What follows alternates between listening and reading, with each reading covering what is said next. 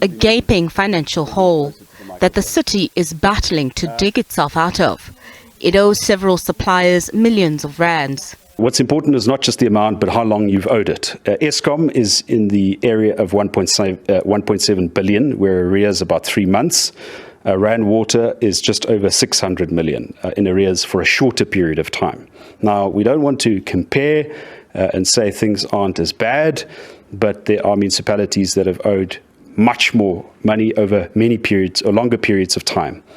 The point is we don't want Tshwane to be in that territory. We want to be candid about the extent of the money that we owe. The city found out this year that they owe the Revenue Service about 4.7 billion rand in outstanding value-added tax and penalties. This relates to undisclosed liabilities of the irregular PEU Capital Partners smart meter deal of 2013. In 2017, the Pretoria High Court set aside the contract as unlawful and invalid.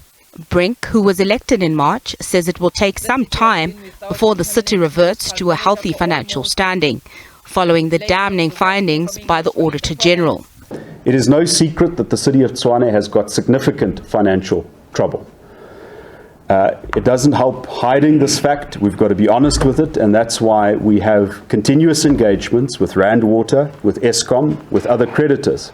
In fact, dealing with creditors is part of dealing with the core findings of the Auditor General, in particular trade payables and cash flow, which if we don't address those two items in the very least, we're going to have another adverse audit finding.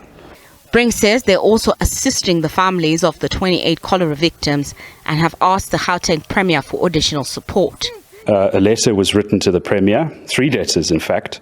If he has to have a meeting in order to respond to a simple request, I think there's more problems in his office than just scheduling meetings. So my preoccupation is not to attend meetings.